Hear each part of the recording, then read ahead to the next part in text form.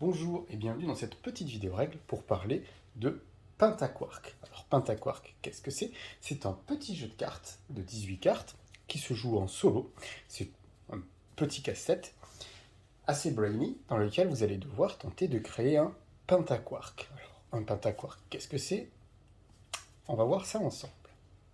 Le jeu est composé de 18 cartes qui sont elles-mêmes composées de 3 cartes à annihilation, on verra ça plus tard, et 15 cartes quarks, réparties en 3 couleurs.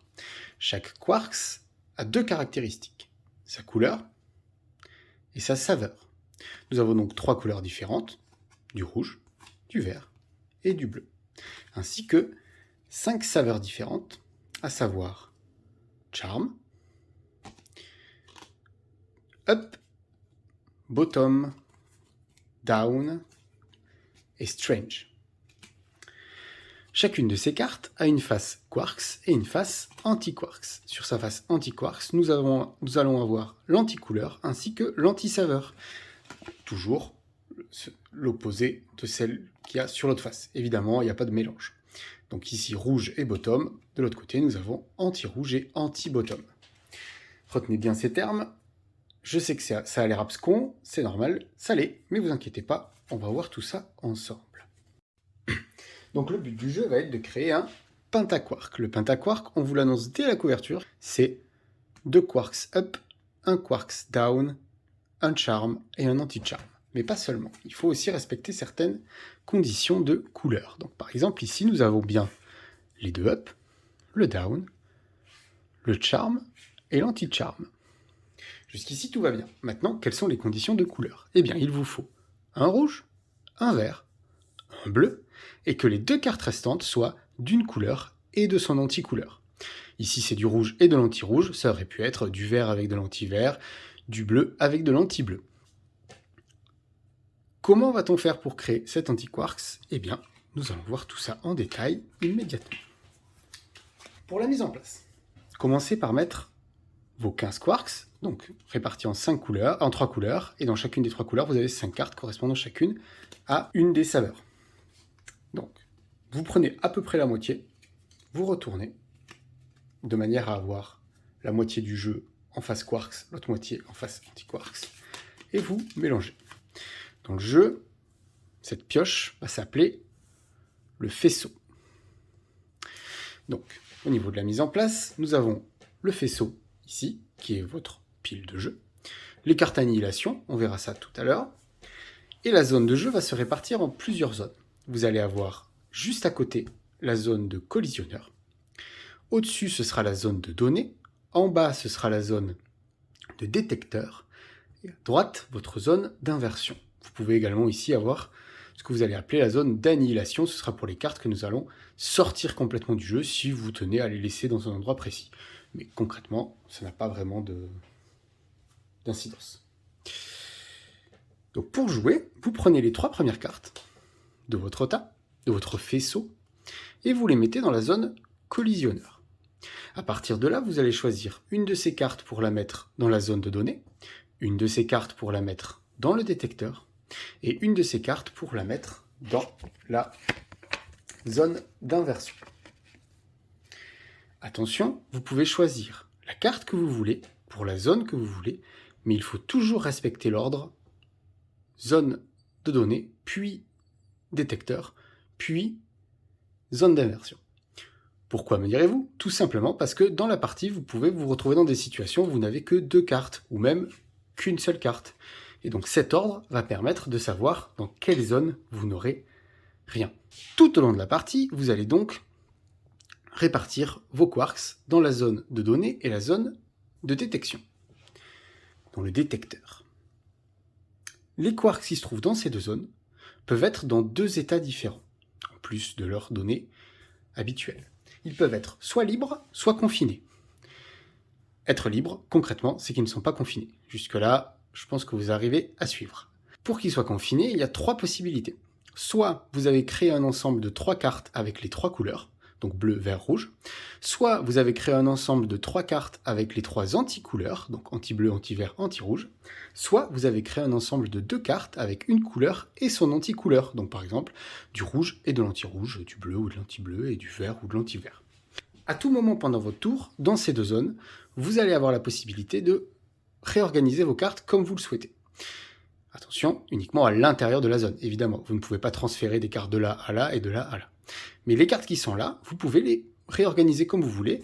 Ainsi, vous pouvez donc casser des ensembles de cartes qui étaient jusque-là confinées et rendre confinées des cartes qui étaient jusque-là libres. Dernier petit point sur les ensembles possibles. Si jamais vous avez, à un moment donné, dans la même zone, 2 cartes qui sont d'une saveur et de son anti-saveur, par exemple du up et du anti-up, qu'elles sont toutes les deux dans la même zone et qu'aucune des deux n'est confinée, qu'elles sont toutes les deux libres. Encore une fois, je rappelle, à tout moment, vous pouvez réorganiser.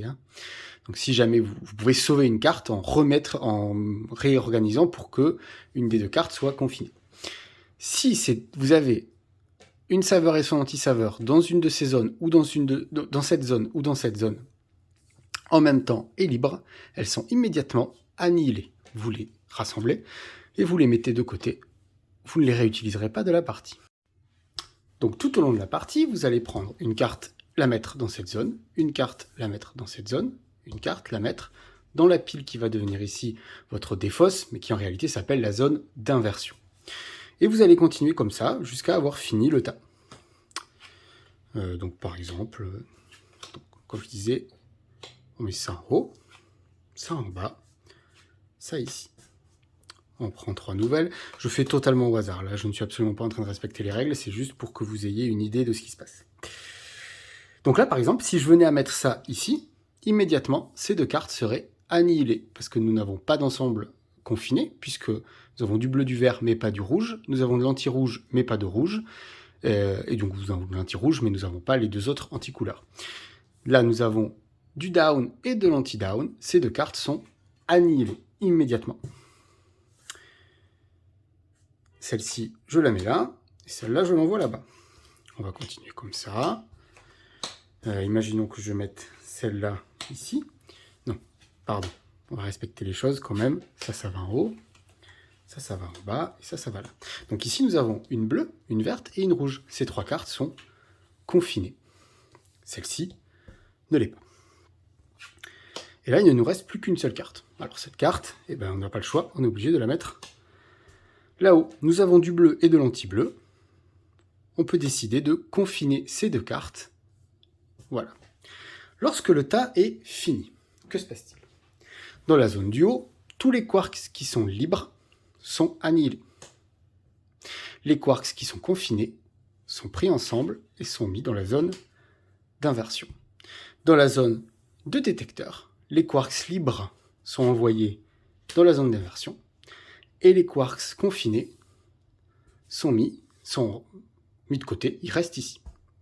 On prend une carte annihilation qu'on va mettre dans le deck, dans la zone d'inversion. On inverse le tas et on mélange. On la met là et on recommence. Ah. Bon. Pour l'exemple, on va tricher un tout petit peu. On va faire ça. Donc, nous avons nos cartes ici. Disons que je mette celle-là là-haut, celle-là en bas et celle-là dans la zone d'inversion. Avec les 3 prochaines cartes, eh bien, il se trouve que dans mes 3 cartes, il y a une carte annihilation. Lorsque ça se produit, lorsque vous avez une carte annihilation dans votre zone collisionneur, vous devez choisir une carte libre, un quarks libre. Encore une fois, vous avez le droit de réorganiser à ce moment-là. Et vous devez l'annihiler. Puis vous prenez votre carte annihilation et vous la mettez dans la zone d'inversion et vous reprenez votre tour normalement. Ça va en haut, celle-là elle va en bas, et ainsi de suite. Si, à un moment donné dans la partie, vous arrivez à faire en sorte d'avoir votre pentaquarks, comme je l'ai décrit au début, dans votre zone de détection, la partie est gagnée. Si, à un moment donné dans votre partie, vous constatez, en regardant les cartes à annihiler, qu'il n'est plus possible de créer un pentaquark, la partie est perdue. Voilà, j'espère que j'ai été clair. N'hésitez pas à poser des questions dans les commentaires si vous en avez. Et bon jeu!